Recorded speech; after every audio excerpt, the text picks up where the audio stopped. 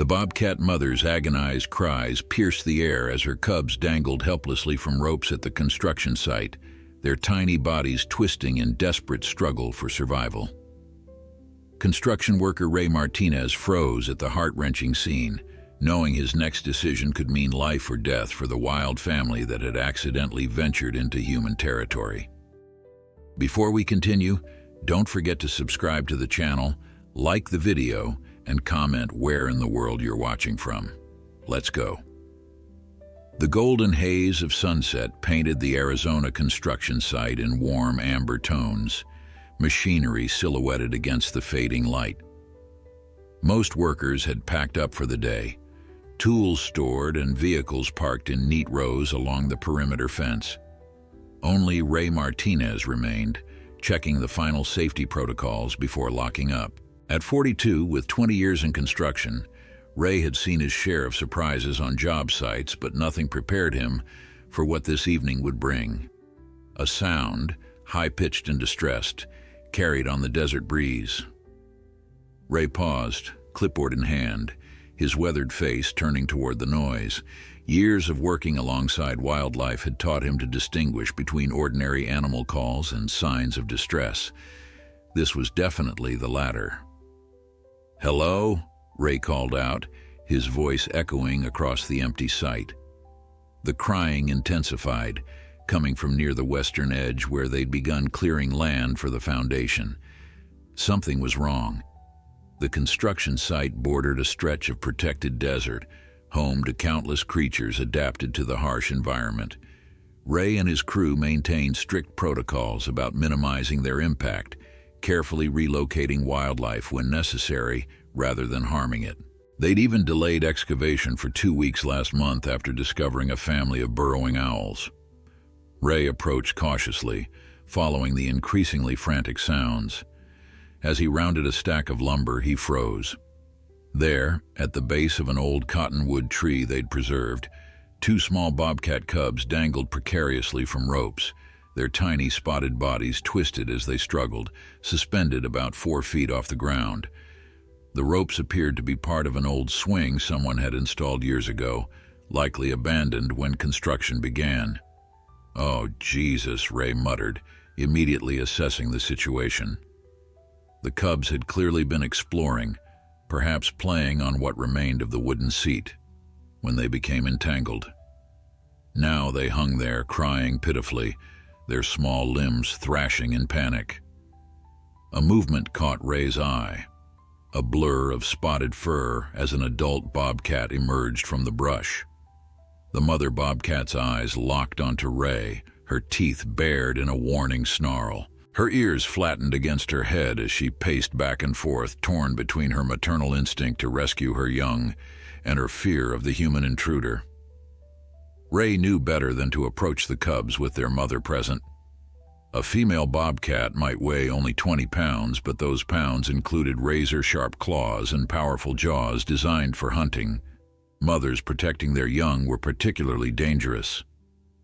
"Easy, Mama," he said softly, backing away slowly. "I want to help them." The mother bobcat hissed, her yellow eyes never leaving Ray. He could see the desperation in her stance. How long had the cubs been trapped? How many times had she approached, only to retreat when humans appeared? The construction had been ongoing for weeks. The crew might have unknowingly kept her from rescuing her babies. Ray retreated to his truck, mind racing. He needed help, but calling animal control would take hours. By then, the cubs might have injured themselves further or attracted predators. The mother wouldn't abandon them, putting herself at risk too. He dialed anyway, leaving an urgent message with the after-hours service, but knew he couldn't wait. He rummaged through his toolbox, finding work gloves, wire cutters, and a blanket he kept for emergency roadside repairs. When Ray returned, the scene had intensified. The mother bobcat now stood on a fallen log near her cubs, crying out as she paced back and forth. The cubs had exhausted themselves, their struggles weaker but still desperate. The fading light cast long shadows across the scene, creating an almost surreal tableau of motherly desperation. Ray's movement caught the mother's attention again. She turned, spine arching and tail fluffed to appear larger. Ray knew he had to act quickly but carefully. Frightening her away would help him reach the cubs, but he worried she might abandon them entirely if too traumatized. He set down his tools and pulled out his phone. Opening the screen, he found what he needed: a recording of bobcat cubs calling their mother, something he'd used months ago while helping a wildlife researcher friend track local populations.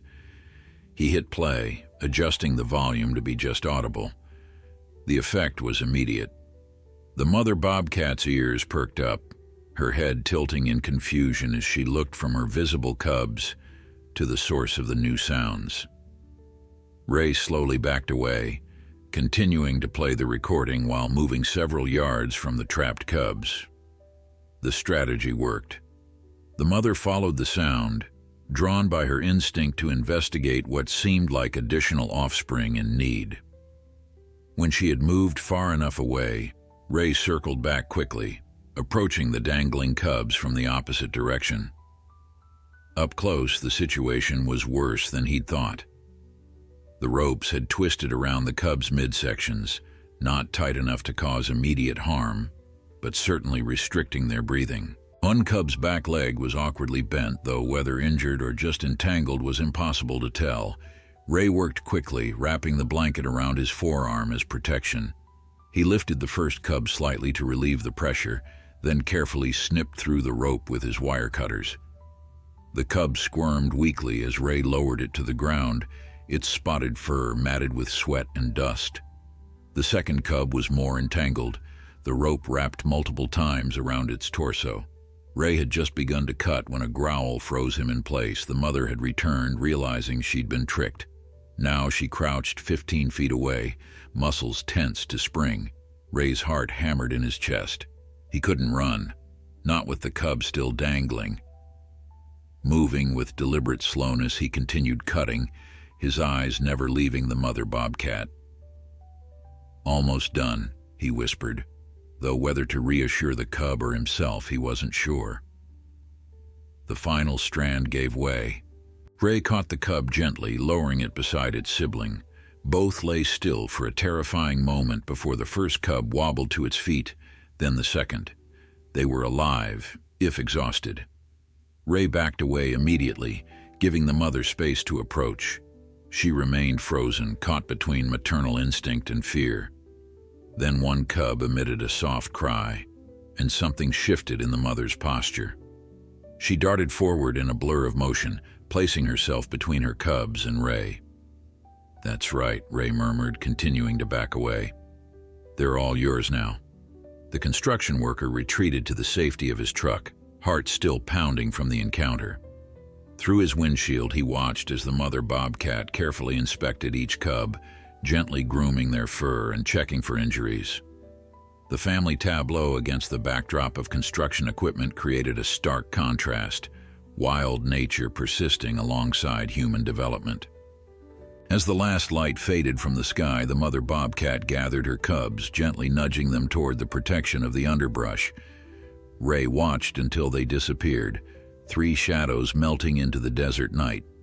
What began as a routine end to a workday had transformed into something extraordinary. Ray sat in his truck, hands still shaking slightly as he picked up his phone to update animal control. The bobcats were safe, but their story was far from over. Ray's encounter with the bobcat family kept him awake most of the night. Even after he'd filed his report with animal control and showered off the day's dust, his mind replayed the image of those dangling cubs and their frantic mother. By dawn, he'd made a decision that surprised even himself. He called his foreman and requested the day off, his first in over 2 years. "Everything okay, Martinez?" his boss asked, concern evident in his gravelly voice. "Yeah, just need to follow up on something from yesterday," Ray replied, not quite ready to explain his growing attachment to a family of wild predators. His boss didn't push. Ray's work ethic had earned him that much trust. An hour later, Ray parked his truck a quarter mile from the construction site.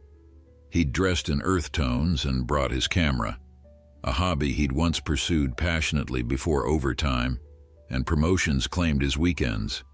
If the bobcats were still in the area, he wanted to document their condition, make sure the cubs hadn't suffered lasting harm from their ordeal. The morning air hung cool and still as Ray moved quietly through the desert landscape. Construction wouldn't begin for another hour, giving him time to check the area undisturbed. He approached from downwind, remembering his friend's wildlife tracking lessons. 20 minutes of careful searching revealed nothing, and Ray felt a mixture of disappointment and relief. Perhaps the family had moved to safer territory, away from the human activity that had nearly cost the cubs their lives. He was about to turn back when he spotted it, a fresh track pressed into a patch of soft sand. The distinctive round pad with 4 toe impressions was unmistakably feline, larger than a house cat but smaller than a mountain lion. Following the tracks with methodical patience, Ray moved deeper into the protected land that bordered the construction site. The terrain grew rockier, dotted with ancient saguaros and twisted mesquite. The tracks led toward a cluster of boulders tumbled against the base of a small rise, perfect shelter for a predator. Ray approached cautiously, camera ready. He scanned the rocks, seeing nothing at first. Then movement caught his eye, a flicker of spotted fur in shadow. He raised his camera slowly, focusing on the crevice between 2 large boulders. Through his zoom lens, the scene crystallized. The mother bobcat lay curled in the protected hollow, her 2 cubs nestled against her side. One cub appeared to be sleeping, but the other was awkwardly licking its hind leg, the same leg that had been bent in the ropes. Ray's heart sank. The cub was injured. He took several photos documenting their location and condition, then retreated to call animal control again. This time he reached Melissa Diaz, the county's wildlife specialist. "The cub's definitely favoring that leg," Ray explained after describing the situation. "Could be sprained or broken. I don't think they've moved far from where I found them yesterday." Which isn't normal, right? Shouldn't they have relocated after being disturbed? "Not if the cub can't travel well," Melissa replied. "And you're sure the mother appears otherwise healthy? No signs of dehydration or unusual behavior. She looks alert, protective, normal, except for not relocating. I can be there in about an hour. Can you meet me?" Having someone who's already observed them would help. Ray agreed immediately, relieved that his concern was being taken seriously. While waiting for Melissa, he returned to his truck for supplies, water, protein bars, and a small first aid kit. Years of working in remote locations had taught him to always be prepared. Melissa arrived driving a white Department of Wildlife Resources truck. She was younger than Ray had expected, maybe early 30s, with dark hair pulled back in a practical ponytail and the confident movements of someone comfortable in the field. "Ray Martinez?" "Melissa Diaz." She introduced herself with a firm handshake. "Thanks for staying with this. Most people would have considered their good deed done after freeing them." Ray shrugged, unexpectedly self-conscious. Couldn't stop thinking about them, especially that injured cub. Melissa nodded, her expression appreciative as she gathered equipment from her truck: a spotting scope, a tranquilizer gun, and a collapsible animal carrier. "If the cub's injury is serious, we might need to intervene. I'd prefer not to separate the family, but sometimes it's necessary for treatment." "Will the mother accept the cub back afterward?" Ray asked, helping carry some of the gear. "It depends. Bobcats are good mothers, but they're also pragmatic. In the wild, an injured cub might be abandoned if it slows the family down too much." Seeing Ray's expression fall, she added, "But we've had success with short-term rehabilitation and reintroduction. That's always our goal." They approached the boulder cluster using the route Ray had discovered earlier. The family remained in the same location, though the mother was now grooming the injured cub, meticulously cleaning its fur while the healthy sibling explored the perimeter of their rocky shelter. Through the spotting scope, Melissa studied the injured cub closely. There's definitely something wrong with that back leg. Could be a fracture or severe sprain. The good news is the cub is still active, and the mother is attentive. What's our next step? Ray asked, surprised by how invested he felt in the outcome. Melissa considered their options. We need a closer look at that leg, but I'm reluctant to tranquilize them if there's another option. The stress alone could complicate things. She thought for a moment, then continued. What we need is a way to lure the cubs out, where we can better assess the injury without forcing a separation. Sometimes with predator families, you can use food to create a temporary distraction. I've got protein bars, Ray offered, half joking. Melissa smiled. I was thinking more along the lines of fresh rabbit meat. I have some in a cooler in my truck. Bobcats are opportunistic hunters. A free meal might be tempting enough for the mother to briefly leave the cubs where we can get a better look. As they discussed strategy, the healthy cub ventured a few feet from the shelter, batting playfully at a dried yucca pod. Despite its ordeal the previous day, its natural curiosity remained intact. The mother watched vigilantly, divided between protecting her injured offspring and allowing the healthy one to explore. They're beautiful, aren't they? Ray said quietly, watching through his camera lens. They are, Melissa agreed, and they're survivors. Let's see if we can help them stay that way. The sun climbed higher as Ray and Melissa returned to her truck for the rabbit meat. The desert had fully awakened. Lizards darting between rocks, cactus wrens calling from saguaro perches, a red-tailed hawk circling overhead. Ray found himself newly attentive to these details, as if his encounter with the bobcats had somehow sharpened his perception of the ecosystem around him. Been doing this long? Ray asked as Melissa retrieved a small cooler from her truck. Wildlife management? Almost 10 years now. She pulled out a package wrapped in butcher paper. Started as an intern right out of college. Couldn't imagine doing anything else. She glanced at Ray's weathered hands, the calluses visible evidence of his profession. Construction's a different world entirely. Ray nodded. Started as a summer job 20 years ago. Never planned on making it a career, but life has its own ideas sometimes. He didn't mention his abandoned dreams of wildlife photography. The college applications he'd never completed after his father's illness required him to start earning immediately. They walked back toward the bobcat's temporary den, Melissa explaining her plan as they moved. We'll place the meat about 15 yards from their shelter, far enough that the mother needs to leave the cubs to retrieve it, but close enough that she won't feel she's abandoning them. Once she's focused on the food, we can get a better look at the injured cub. And if the leg needs treatment, Ray asked, then I'll have to make a judgment call. If it's a minor injury, we might leave them be and monitor. If it's serious, she patted the tranquilizer gun in its holster. We may need to bring them in. As they approached, Ray noticed the mother bobcat was now sitting upright at the entrance to the rocky hollow, ears alert, having already detected their return. Her spotted coat blended remarkably with the dappled shadows of the boulders, an evolutionary camouflage perfected over countless generations. Melissa stopped about 50 yards away. This is close enough. Let's set up here. She unwrapped the rabbit meat, its scent immediately noticeable even to Ray's human nose. She placed it on a small flat rock she'd brought for this purpose. The flat surface makes it easier for her to eat without having to tear it from the ground. Small detail, but it helps. Ray nodded, impressed by her thoughtfulness. They retreated another 20 yards and settled behind a large creosote bush, spotting scope and camera ready. Now came the waiting game. The mother bobcat had definitely noticed the meat. Her nostrils flared, and her attention shifted between the unexpected bounty and her cubs. The injured cub remained in the hollow, but the healthy one had grown more adventurous, now exploring several feet from the den entrance.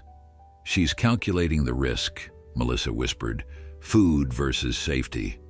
It's always that equation in the wild." Minutes stretched into a half hour. Ray's legs began to cramp from the crouch position, but he dared not move. Finally, the mother bobcat made her decision. She emerged fully from the den, moving with deliberate caution toward the meat, her body low to the ground, muscles tensed for immediate retreat if necessary. "Perfect," Melissa breathed. "Look at the cubs." Without their mother's body blocking the view, both cubs were now visible at the den entrance. The healthy one sat alert, watching its mother, while the injured cub attempted to follow, its movement clearly hindered by the bad leg. Ray focused his camera, capturing detailed images of the cub's awkward gait. Through the lens, he could see the leg wasn't bent at an unnatural angle, a good sign that ruled out a severe fracture, but the cub clearly couldn't put weight on it. "Looks like a sprain," Melissa observed through the spotting scope. "See how it's holding the paw up, but the leg itself doesn't appear deformed?" The mother reached the meat and, after a final suspicious scan of her surroundings, began to eat. Her hunger was evident in the quick, efficient bites, though she remained vigilant, head lifting between mouthfuls to check on her cubs and scan for threats. "Now's our chance," Melissa said.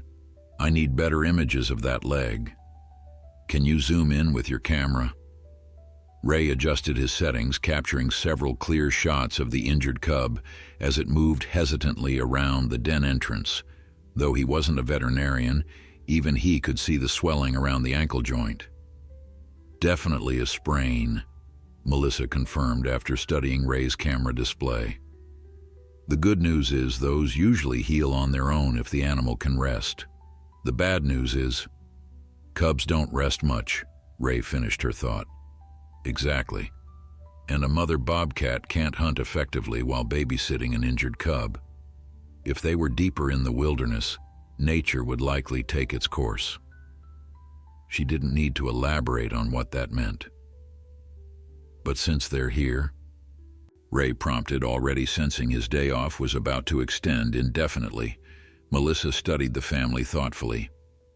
"We have options. We could bring them all in, mother and cubs, but captivity is incredibly stressful for adult wild bobcats.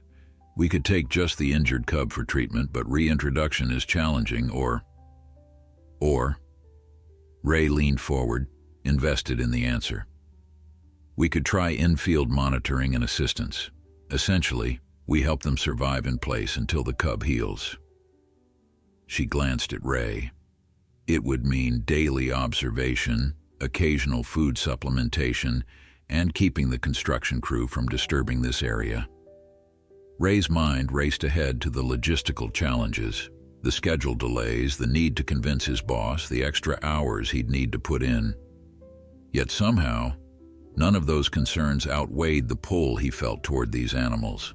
"The construction site is on hold for 3 days while we wait for an environmental impact review anyway," he said, surprising himself with how quickly he'd made the decision. "I can talk to my foreman about extending the buffer zone around this area when we resume." Melissa smiled, a mixture of surprise and respect in her expression.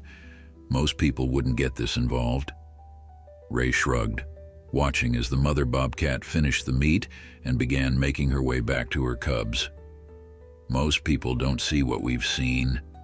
The mother returned to her cubs, immediately checking them over as if counting limbs and whiskers. Satisfied, she began grooming the injured cub, her rough tongue moving methodically over its fur.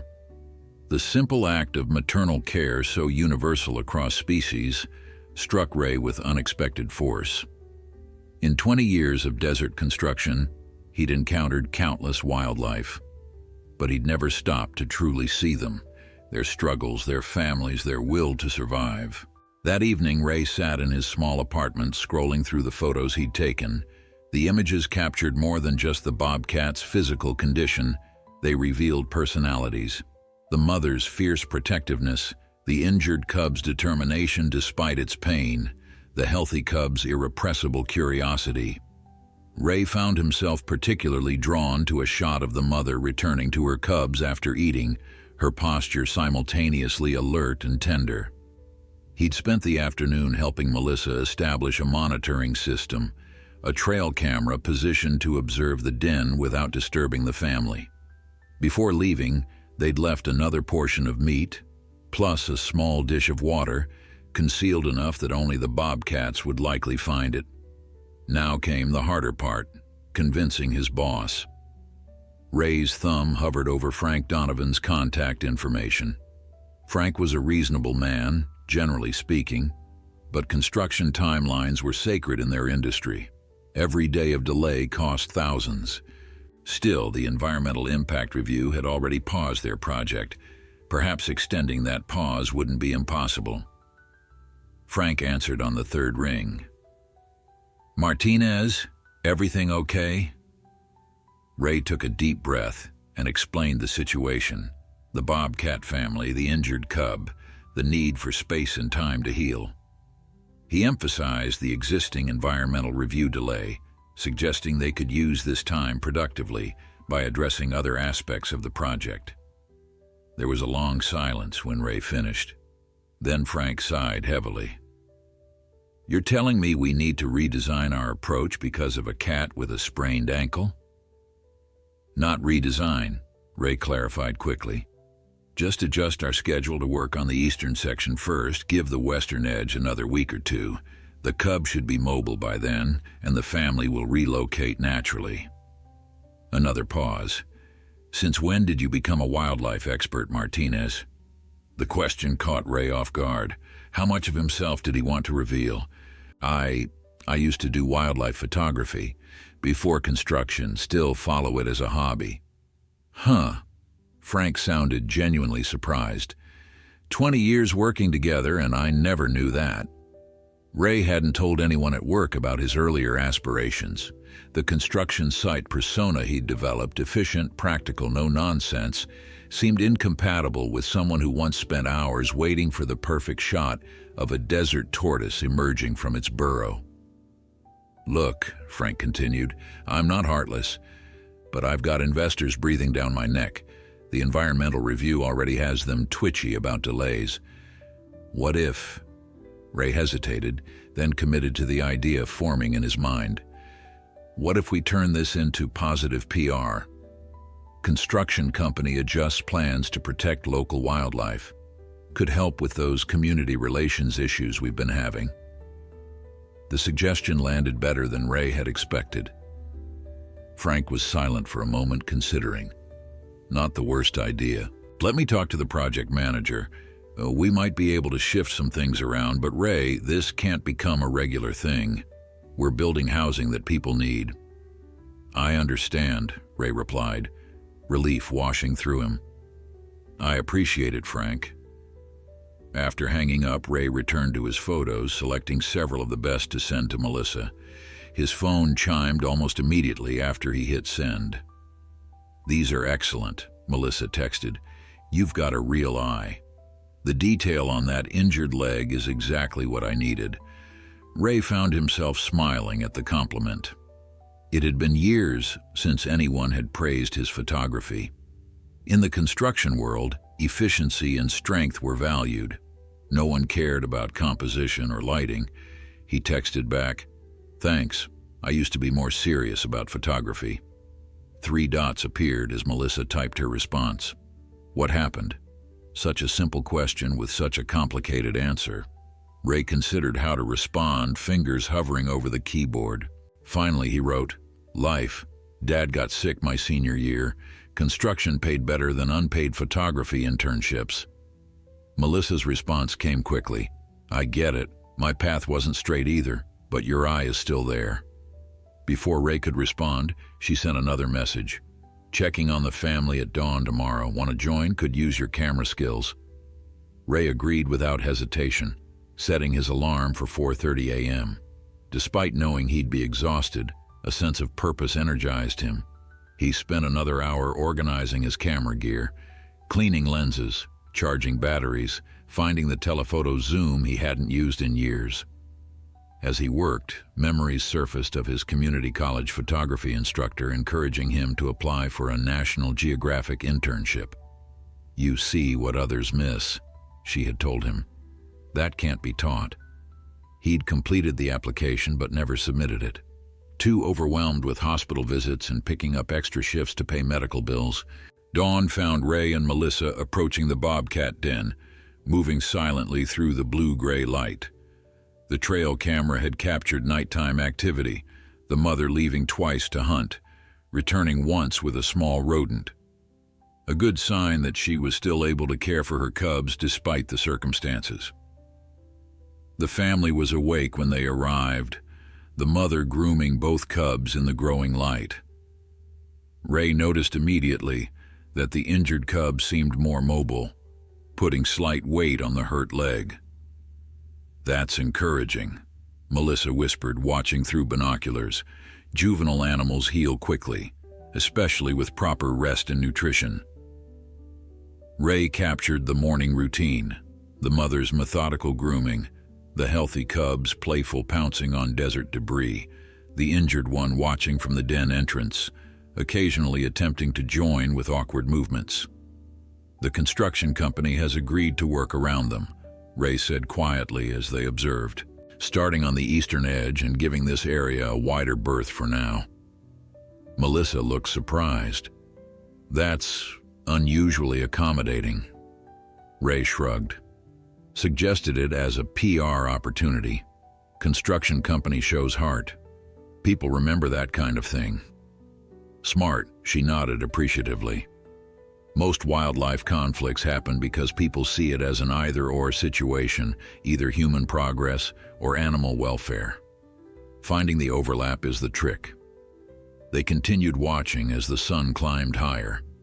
The mother bobcat eventually settled in a patch of shade, her cubs nestled against her.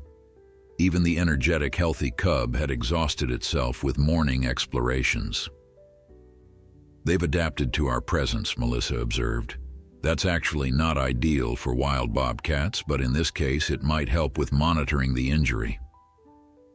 Ray had noticed the same thing.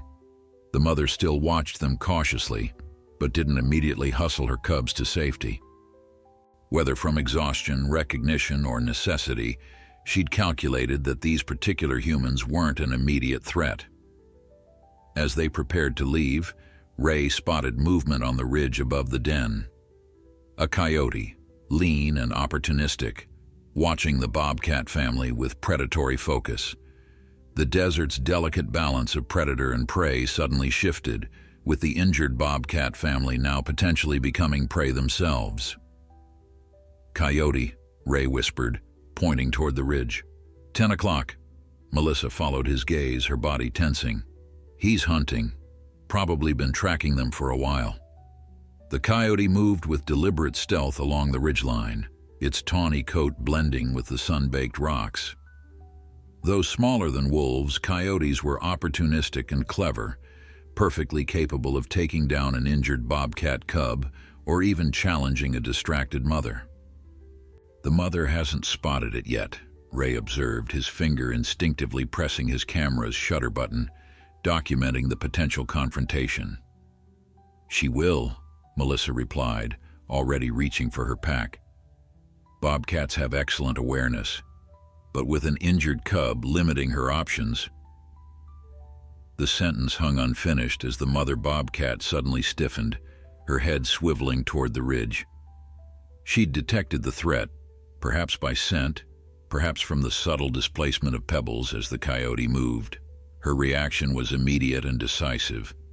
With a low growl, she positioned herself between the ridge and her cubs, her fur bristling to appear larger. The healthy cub sensed the danger, darting immediately into the den's shadows. The injured one tried to follow, its movement hampered by the bad leg, making it terrifyingly vulnerable. The mother bobcat glanced back, clearly torn between standing her ground and helping her struggling cub to safety. "We need to intervene," Ray said, already moving forward before Melissa could respond. "Wait," she began, but Ray had made his decision. He walked purposefully toward the open space between the bobcats and the ridge, making himself visible to the coyote while staying far enough from the bobcats to avoid adding to their stress. He raised his arms, increasing his silhouette, and shouted. The sound echoed across the desert landscape, startling a flock of mourning doves into flight. The coyote paused, reassessing the situation with calculating eyes. The equation had changed. A human element introduced unexpected variables. Ray continued forward, clapping his hands rhythmically, projecting confidence he didn't entirely feel. Coyotes rarely attacked humans, but a desperate predator might make unpredictable choices. Melissa had caught up to him, understanding his strategy. She added her own noise, a shrill whistle that pierced the morning air. The combined human presence proved too complicated for the coyote's hunting calculus. With a final appraising look at the bobcat family, it turned and loped away, disappearing over the ridge. Ray exhaled slowly, only now aware of how his heart had been hammering. He glanced back toward the den. The mother bobcat had used the distraction to help the injured cub retreat fully into the protected hollow. Now she stood at the entrance, her gaze fixed on the humans who had, improbably, become allies rather than threats. That was risky, Melissa said quietly as they backed away, but effective. Seemed like the straightforward solution, Ray replied, feeling strangely exhilarated. The quick decision, the purposeful intervention. It reminded him of the instinctive choices he used to make tracking wildlife with his camera. Find the angle, assess the light, move when necessary, be still when required. The coyote will be back, Melissa warned as they returned to their observation position. They're persistent, and that family represents an opportunity for an easy meal. Ray nodded, already thinking ahead. We need a more permanent solution than human presence. We can't be here 24/7. Back at Melissa's truck, they discussed options. A temporary fence might protect the den but would restrict the mother's hunting. Relocation remained problematic due to the injured cub. Their conversation was interrupted by Ray's phone ringing, Frank Donovan calling back. "Good news, Martinez." Frank's voice came through the speaker. "PR team loves your idea. They want to develop a whole community engagement angle, building with nature, not against it. Turns out the mayor's wife is on the board of some wildlife conservation group." Ray exchanged a surprised glance with Melissa. "That's great, Frank." "Yeah, well, don't look too excited. There's a catch. They want documentation, photos, progress reports, the works. Show how we're being responsible corporate citizens while still getting the job done. Can you handle that part? Since apparently you've got the camera skills."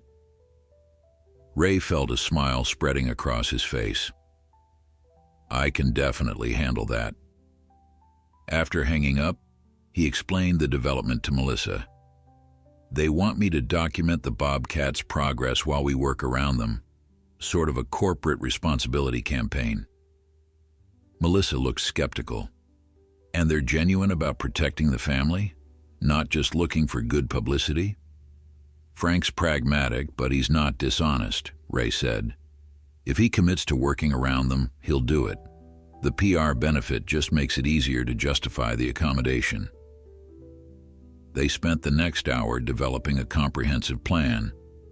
A small, natural barrier of brush and rocks to discourage coyote approaches from the ridge. Daily food supplementation until the cub recovered mobility, and a monitoring schedule they could both maintain alongside their regular jobs. As they worked, Ray found himself sharing more about his abandoned photography career.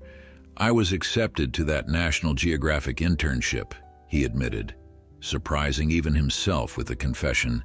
"Never told anyone that before." "But you didn't go," Melissa observed, carefully arranging brush to appear natural while providing protection. "Dad's medical bills. Mom couldn't handle everything alone." Ray shrugged. "Construction paid immediately. Dreams could wait." "Except they don't always wait, do they?"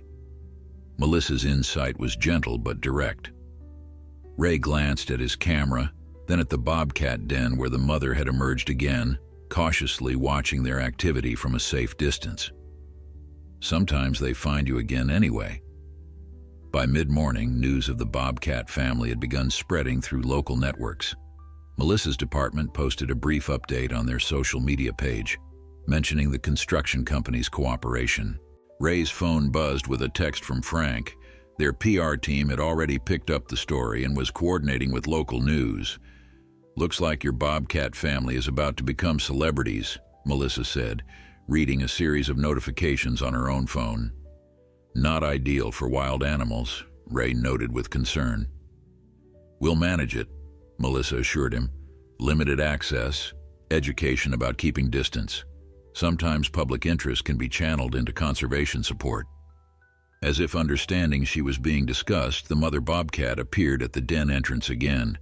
The injured cub hobbled into view beside her, noticeably more mobile than the previous day. Ray captured the moment. Mother and cub framed in golden morning light, resilient despite their challenges. In that instant, something crystallized for Ray, a path forward that honored both his current life and his abandoned dreams. These Bobcats needed an advocate who understood both the construction world and wildlife preservation, someone who could translate between those seemingly opposed realms. By the following afternoon, the story had taken on a life of its own. Local news stations aired segments featuring Ray's photos of the Bobcat family, alongside interviews with Melissa about wildlife conservation. The construction company's PR team had crafted a press release highlighting their commitment to environmental stewardship, complete with quotes from Frank about building responsibly in shared habitats. Ray found himself in an unexpected position, suddenly visible after years of blending into the background of construction sites. A local reporter had interviewed him briefly that morning, asking about his discovery of the trapped cubs and subsequent involvement. He'd felt awkward in front of the camera, more comfortable documenting than being documented, but he'd emphasized the importance of giving the family space to recover. Now, as he approached the monitoring site for his evening check, Ray noticed something concerning. A small cluster of cars parked along the access road, people with cameras and binoculars peering toward the Bobcat den from a distance. "Wildlife paparazzi," Melissa said, appearing beside his truck.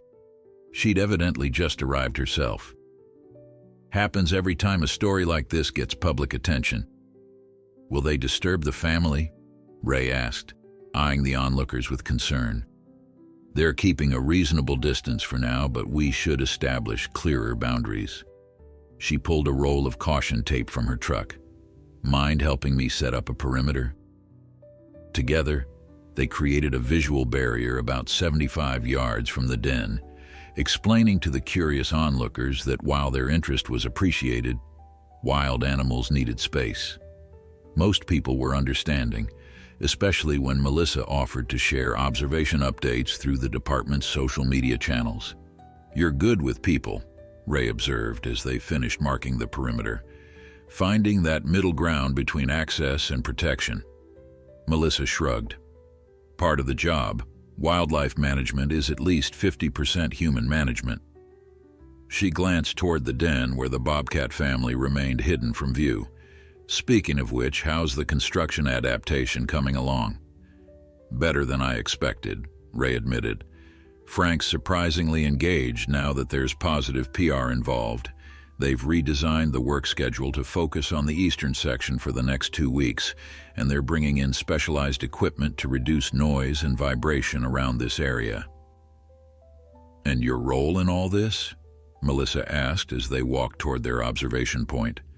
Ray found himself smiling. "Officially, I'm now the project's wildlife liaison, still doing my regular job, but with adjusted hours so I can monitor and document the family's progress. Frank even authorized purchasing a better telephoto lens for the documentation." "Sounds like you found your niche," Melissa observed. Ray hadn't thought of it that way, but she was right. The past few days had awakened something long dormant. Not just his love of photography, but the feeling of purpose that came with bridging different worlds: construction and conservation, human development and wildlife protection, finding the overlap that Melissa had mentioned. As they settled into their observation position, the BOBCAT family emerged from their den into the late afternoon light. Ray immediately noticed improvement in the injured cub's mobility. It still favored its good leg, but was putting noticeably more weight on the injured one, moving with greater confidence. "Remarkable recovery rate," Melissa noted, watching through binoculars. "Another week at this pace, and they should be ready to relocate on their own." The healthy cub bounded around its mother, batting playfully at desert debris while the injured sibling watched attentively, occasionally joining the game with cautious movements. The mother remained vigilant but appeared more relaxed than in previous days, grooming herself in patches of fading sunlight. "They're adapting," Ray said, capturing the scene with his camera, "learning to navigate their circumstances." "Wild animals are resilient," Melissa replied. "They don't waste energy on what might have been. They focus on what is and how to survive it." The observation session continued peacefully until sunset approached. As they prepared to leave, Ray's phone buzzed with a weather alert. He checked the screen and frowned. "Flash flood warning for tomorrow," he announced. "Heavy thunderstorms expected by mid-afternoon." Melissa looked toward the den with concern. "That hollow is below the ridge line. If we get significant rainfall..." She didn't need to finish. The desert's parched ground couldn't absorb sudden heavy rainfall, creating dangerous flash floods in low-lying areas, exactly where the BOBCAT family had established their temporary home. "We need to create some drainage," Ray said, already thinking like a construction worker. "Divert the water flow away from the den without disturbing their space." "Can we do that without heavy equipment? The noise might drive them away before their cub is fully healed." Ray considered the terrain. Hand tools would work. Create a simple channel above the den to redirect water flow. It wouldn't stop major flooding, but it might be enough for a typical monsoon storm.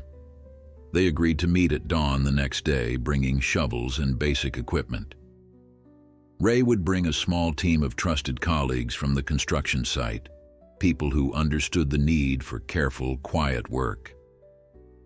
As darkness fell, they left food near the den as usual, both aware that tomorrow would bring new challenges.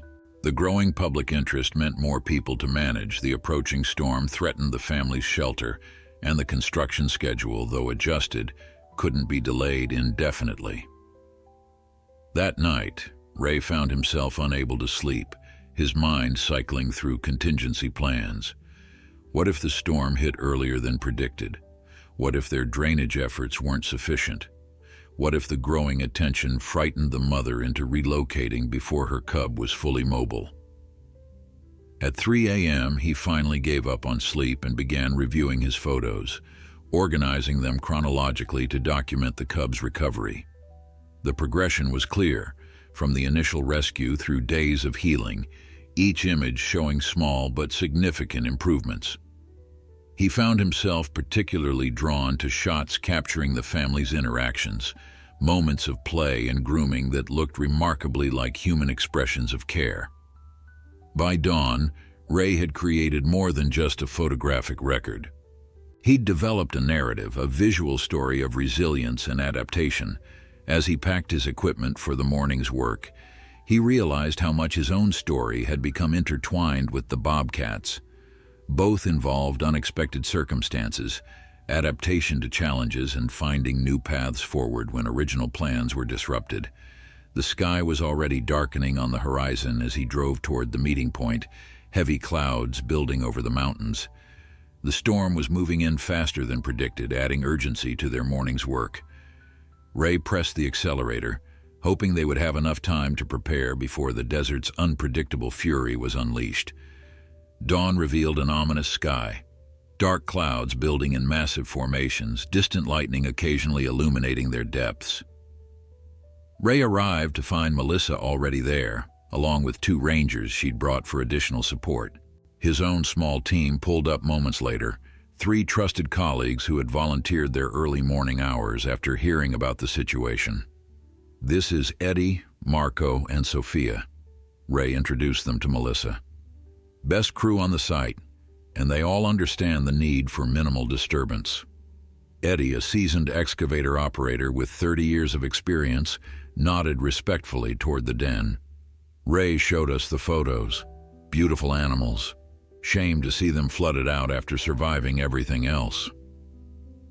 Melissa quickly briefed everyone on the situation, while Ray distributed hand tools, shovels, pickaxes, and trenching implements.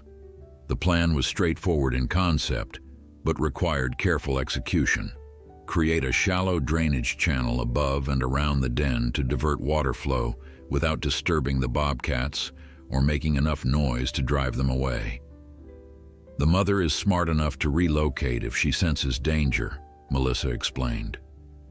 But with that injured cub, a panicked move in bad weather could be disastrous.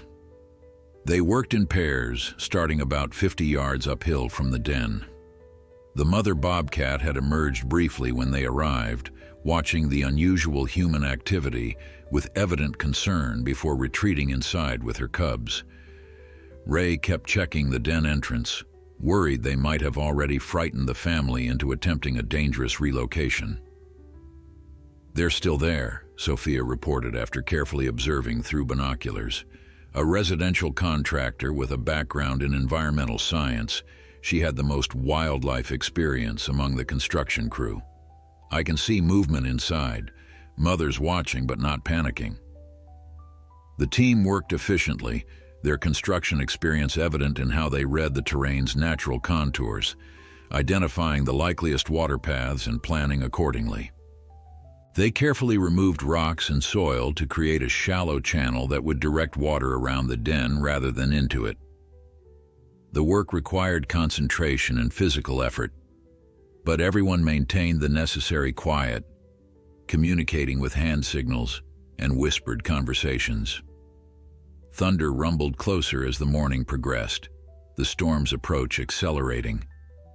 Wind gusted across the desert, carrying the distinctive scent of rain, a rare and normally welcome occurrence in the arid landscape. Today, it only added urgency to their task. "We need to reinforce this section," Eddie said, pointing to a potential weak point in their drainage system. "First heavy flow will blow right through it." Ray nodded, already searching for suitable rocks to create a more durable barrier. As he worked, he found himself automatically documenting the process with his camera, the collaborative effort, the growing channel, the darkening sky providing dramatic backdrop. These weren't the wildlife photos he'd dreamed of taking in his youth, but they told an equally important story of human intervention and responsibility. By mid-morning, the main channel was complete, with smaller tributaries feeding into it from multiple angles. They'd created a simple but effective system to divert water around the den while maintaining the natural appearance of the landscape as much as possible. "This should handle moderate rainfall," Melissa assessed, walking the length of their creation. "If it turns into a major flood event, though." She didn't need to finish. Everyone understood the limitations of their hand-built solution against the desert's occasional fury. As they were gathering their tools, preparing to retreat to a monitoring distance, the first heavy raindrops began to fall, scattered at first, then rapidly increasing. The storm had arrived earlier than forecast.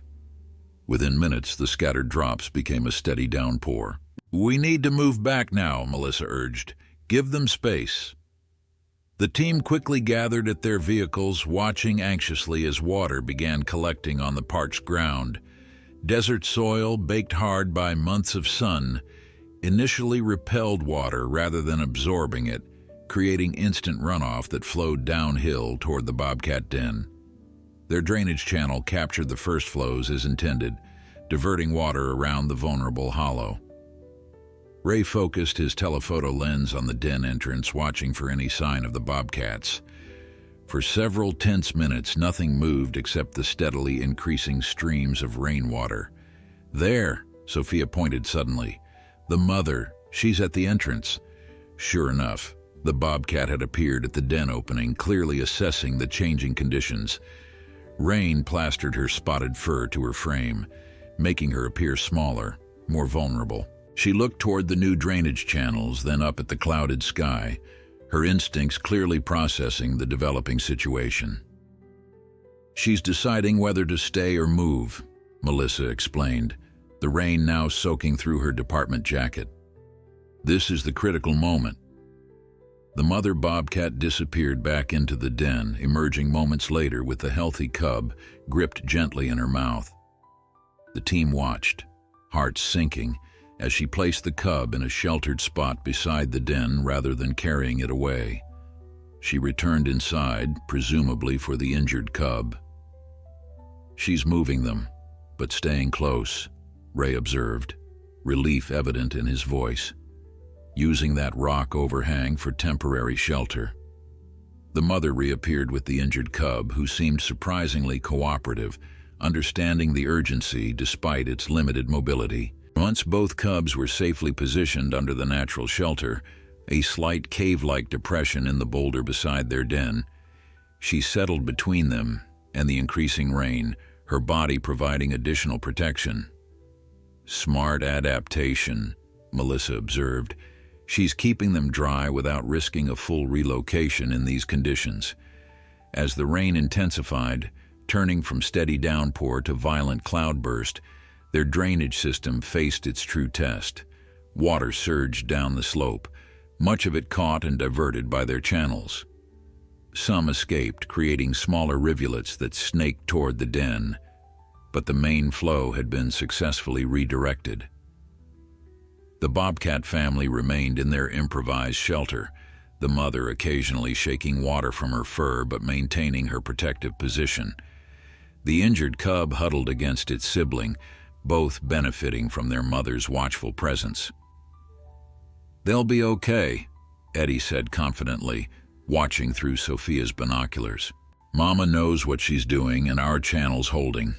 Lightning cracked directly overhead, followed instantly by booming thunder that rattled the trucks. The storm had reached its peak intensity, rain now falling in sheets that reduced visibility to mere yards. For nearly an hour, the team sheltered in their vehicles, watching through rain-streaked windows as their drainage system faced nature's full fury. Water coursed down the slope in ever-widening rivulets, but the main channel held, diverting the most dangerous flows away from the vulnerable den. "It's working," Ray murmured, more to himself than anyone else, his camera protected inside his jacket as he peered through binoculars. The mother bobcat remained steadfast at her post, her body angled to shield her cubs from both rain and potential predators, despite being soaked herself. Eventually, the storm's intensity began to wane. The pounding downpour softened to a steady rain, then to scattered showers. As visibility improved, everyone climbed out of their vehicles to assess the situation. The drainage held, Eddie observed with professional satisfaction, surveying their handiwork. Main flow diverted exactly as planned. Sophia was already focused on the bobcat family through her binoculars. "They're still in place, mother hasn't moved them." "Smart decision," Melissa noted. "Moving during the worst of it would have been dangerous, especially for the injured cub." As the rain tapered off completely, sunlight began breaking through the clouds in dramatic golden shafts. The desert would soon begin its remarkable transformation. Within hours, dormant seeds would sprout, dry washes would briefly become streams, and wildlife would emerge to take advantage of the sudden abundance. The air already smelled different, clean, renewed, with the distinctive petrichor scent of rain-soaked desert soil. The mother bobcat finally moved, stretching her drenched limbs before carefully checking each cub. Finding them relatively dry under her protection, she began methodically grooming first one, then the other. The injured cub seemed particularly grateful for the attention, leaning into its mother's ministrations with visible relief. "Look at the injured one," Ray said quietly, his camera now documenting the aftermath. "Standing almost normally." It was true. The cub was putting considerably more weight on its healing leg, the combination of rest and proper nutrition clearly accelerating recovery. Though still favoring the good leg slightly, its movements showed significant improvement since that first desperate day. "Another few days at this rate and they'll be fully mobile," Melissa confirmed, ready for relocation to somewhere more suitable. As the BOBCAT family began cautiously exploring their surroundings after the storm, Ray found himself reflecting on the entire experience. What had begun as a simple act of compassion, freeing trapped cubs from an old rope swing, had evolved into something much larger. Not just a wildlife rescue, but a bridge between his past and present, between construction and conservation, between separate parts of himself that had long seemed incompatible. The construction crew prepared to head back to the site, their morning's volunteer work complete. Eddie clapped Ray on the shoulder before leaving. "Never thought I'd be building drainage for bobcats instead of foundations. Makes for a good change of pace." Sophia lingered a moment longer. "You know, Ray, you've always been different from most of the crew. Now I see why." She nodded toward his camera. "You see things others miss." After the crew departed, Ray and Melissa remained, monitoring the BOBCAT family's adjustment to their post-storm environment. The mother had led her cubs back to their original den, which had remained largely dry thanks to the team's efforts. Now she sat at the entrance, surveying her domain while the cubs explored cautiously nearby. "Your crew did good work," Melissa said, genuine appreciation in her voice. "Most construction teams I've dealt with wouldn't have invested this kind of effort." Ray shrugged modestly. "They're good people, just needed to understand what was at stake." As they packed up their monitoring equipment, a local news van pulled up at the perimeter they'd established the previous day. The storm had become part of the story, with reports of flash flooding throughout the region raising concerns about wildlife impacts. The reporter, a woman named Claire, whom Ray recognized from previous interviews, approached respectfully. "We heard you took preventative measures for the BOBCAT family. Any chance we could get an update for this evening's broadcast?" Ray looked to Melissa, deferring to her professional judgment about publicity. She nodded cautiously. "Brief overview only," she specified. "No approaching the den, no extended filming. These are wild animals recovering from trauma, not reality TV stars." Claire agreed to the terms, and they provided a concise update. The family was safe, the injured cub improving, and the construction company continuing its adjusted work schedule to accommodate their recovery. Ray shared a few select photos, carefully chosen to document the situation without sensationalizing it. After the news crew departed, Frank called, having seen preliminary footage shared on the station's social media. "You've become quite the wildlife ambassador, Martinez," he said, a mix of amusement and genuine respect in his tone. "Board's impressed with how this is playing out. Community feedback's been overwhelmingly positive." "Glad it's working out," Ray replied, watching as the BOBCAT cubs engaged in tentative play, the injured one clearly regaining confidence in its healing leg. "It's more than working out," Frank continued. "They want to implement similar protocols company-wide. Proactive wildlife management, construction site assessments, that kind of thing. They're talking about creating a new position, environmental liaison. Thought you might be interested." The offer caught Ray completely by surprise. "Me? I'm just a construction supervisor, Frank, who apparently has hidden talents in wildlife photography and conservation, plus construction knowledge. Perfect combination." "I'll need to think about it," Ray managed, his mind racing with possibilities.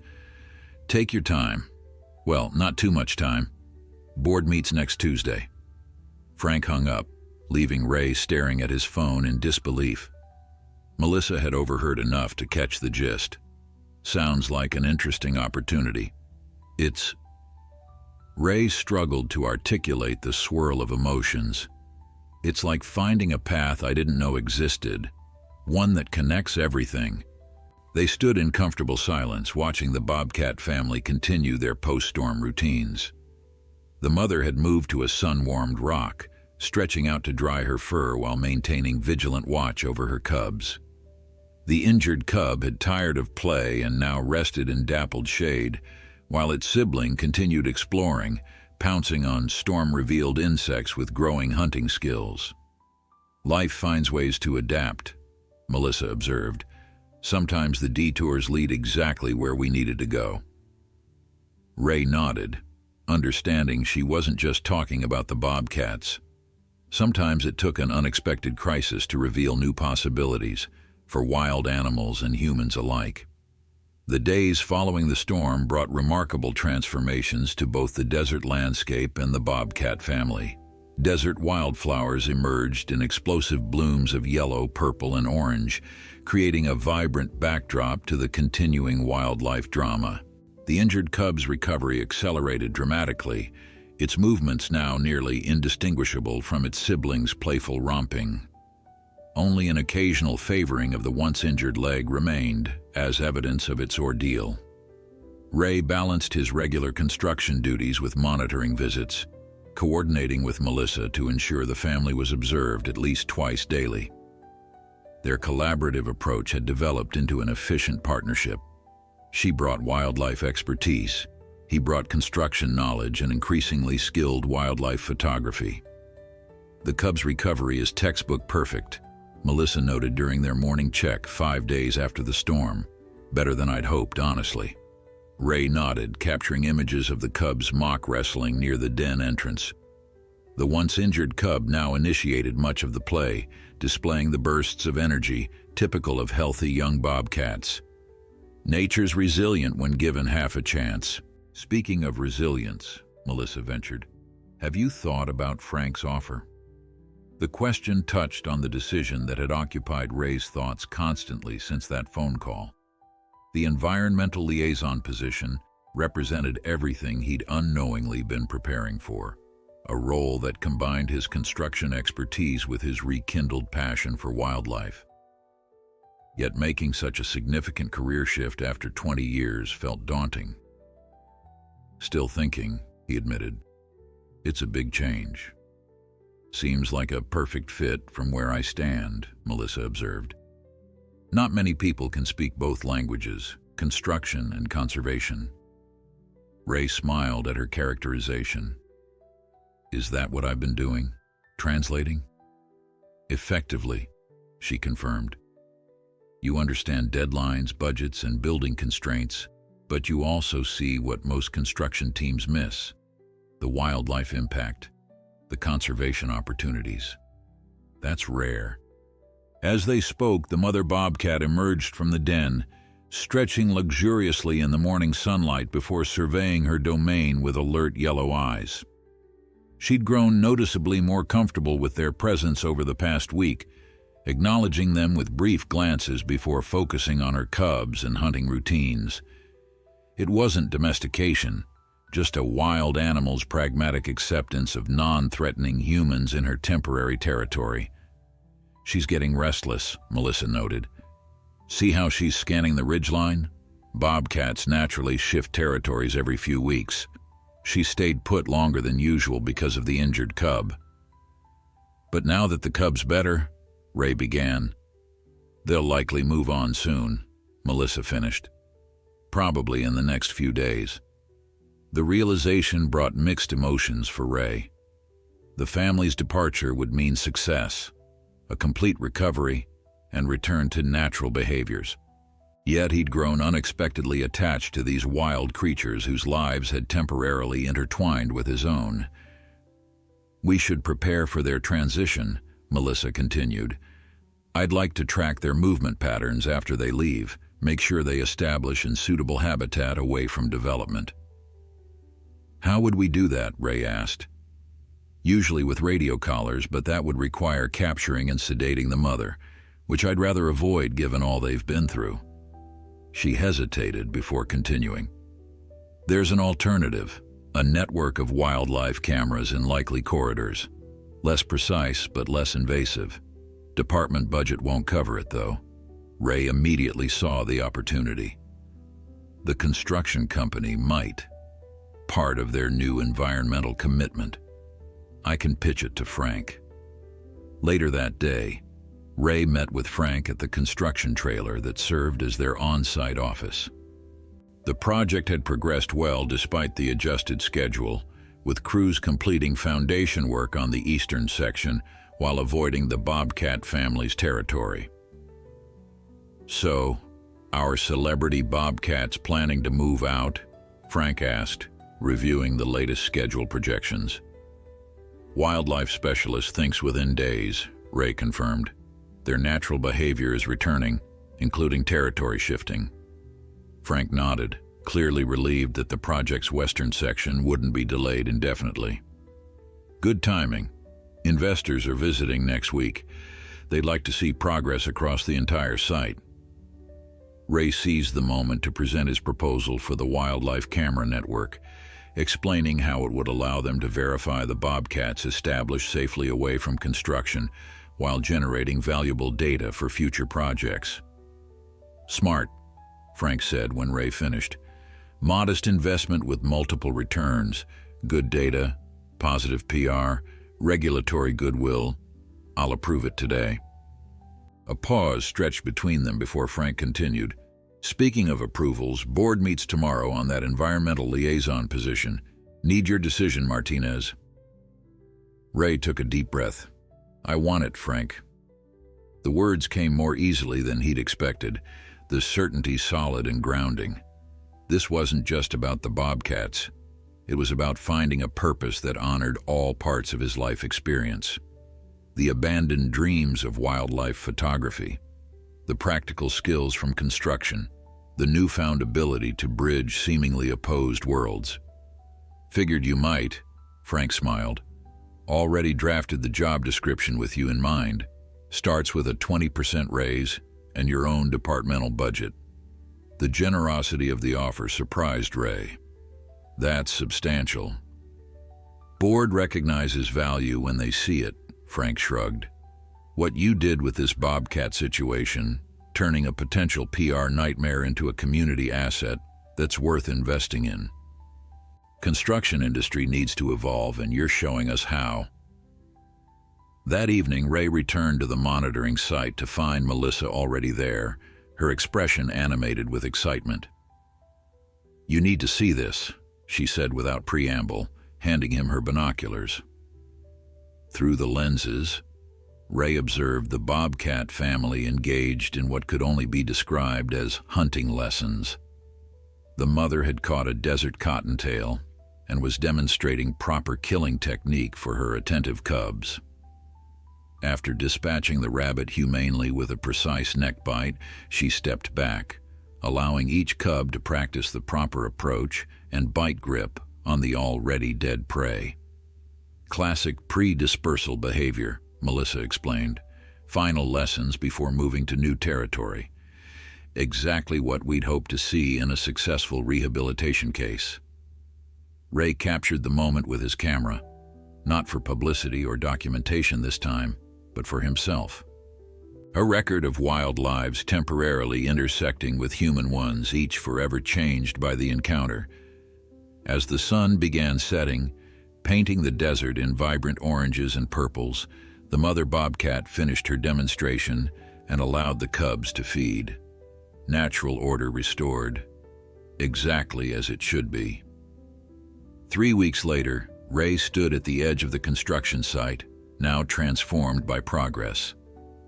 Foundation work had expanded across the entire project, with framing beginning on the eastern buildings.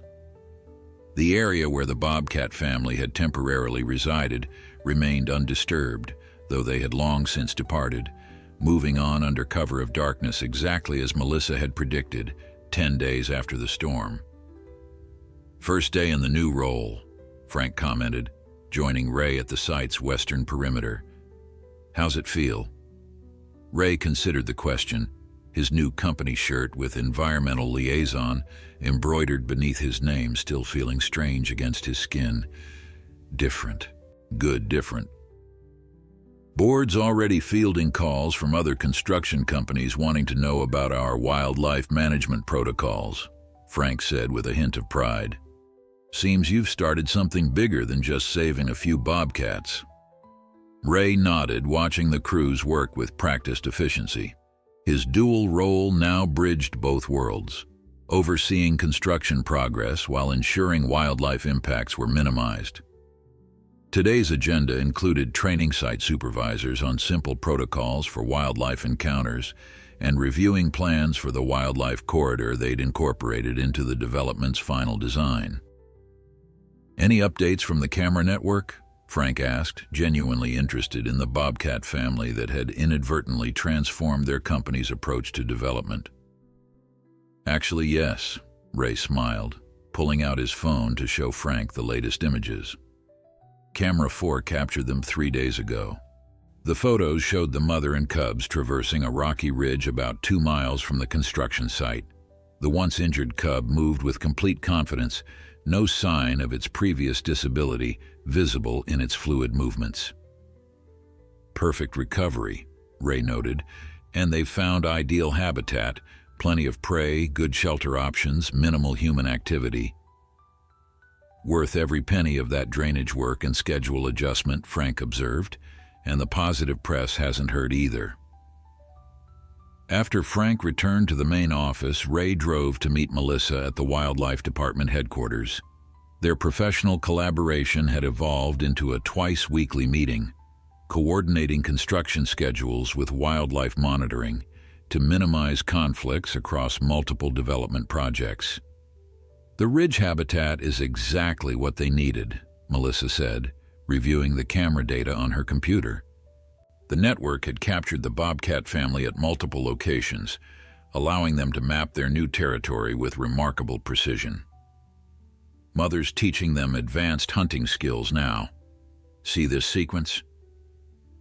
The time-stamped images showed the cubs executing a coordinated stalk of a jackrabbit, demonstrating sophisticated hunting behaviors that would serve them well into adulthood. "They're thriving," Ray observed, satisfaction evident in his voice. "Not just surviving." "That's the difference between mere wildlife management and true conservation," Melissa replied. "We don't just want animals to survive our presence, we want them to thrive alongside it." Their meeting shifted to upcoming projects.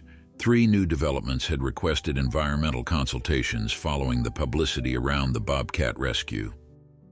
Ray's unique position allowed him to review construction plans with both profit and preservation in mind, identifying modifications that would maintain wildlife corridors while still meeting building objectives. "Never thought I'd see this level of interest in wildlife-conscious development," Melissa admitted as they concluded their meeting. One BOBCAT family changed the conversation. "People connect with stories," Ray observed. "Abstract concepts like habitat preservation don't resonate until you see a mother protecting her injured cub." As Ray drove back toward the construction site, he took a detour past the rocky hollow where the BOBCAT family had temporarily resided. The area remained quiet, the drainage channels they'd built now softened by new vegetation, but still visible to knowing eyes. Nature had already begun reclaiming the space, erasing signs of both the bobcats and the humans who had intervened in their story. Ray parked and walked the perimeter, camera in hand more from habit than intent. The afternoon light cast long shadows across the landscape, creating the dramatic contrasts that had first drawn him to photography decades earlier. On impulse, he began capturing images, not of wildlife this time, but of the intersection between natural and human-altered environments.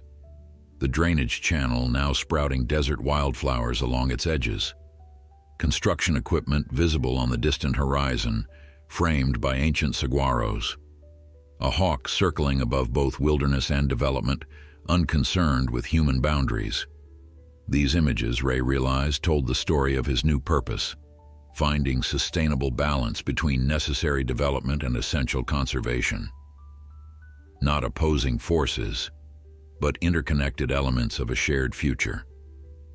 As the sun began its descent toward the horizon, movement caught Ray's eye, a flash of spotted fur at the ridgeline. He raised his camera instinctively, focusing the telephoto lens on the unexpected visitor. A bobcat stood silhouetted against the sunset, not the mother and cubs, but another individual, perhaps drawn to investigate the territory recently vacated by the family. Nature abhors a vacuum. Habitats once suitable rarely remain unoccupied for long. Ray captured the moment, the bobcat's proud stance embodying wild dignity against the backdrop of distant human development. The animal observed its surroundings for several minutes before disappearing over the ridge, leaving no trace of its brief visit except the images in Ray's camera. 6 months later, that particular photograph, titled Coexistence, hung framed in the construction company's main lobby, alongside a narrative display detailing the bobcat family rescue. Beside it hung a corporate environmental policy document, its first principle reading, "We recognize that we build not just on land but within ecosystems. Our success depends on respecting both." The wildlife camera network had expanded to cover key migration corridors throughout the developing region, providing valuable data for both conservation efforts and construction planning. The injured cub, now nearly grown, occasionally appeared in these images, fully healed and developing the muscular build of a mature bobcat, though still traveling with its mother and sibling. On a warm evening after finishing a site assessment, Ray found himself once again at the ridge overlooking the original rescue location. The construction project was nearing completion, the buildings now integrated into the landscape with dedicated green spaces and wildlife passages. From certain angles, it almost appeared as if the development had grown organically from the desert floor, a testament to thoughtful design and environmental consideration. As Ray scanned the horizon, his experienced eye caught a familiar silhouette moving along a distant ridge, a mother bobcat with nearly grown cubs, their movements confident and purposeful in territory they now knew intimately. Whether it was their family or another was impossible to determine at this distance, but it hardly mattered. What mattered was that they were there at all, wild creatures continuing their ancient patterns alongside human development, neither diminished by the other's presence. Different worlds, temporarily intersecting, each forever changed by the encounter.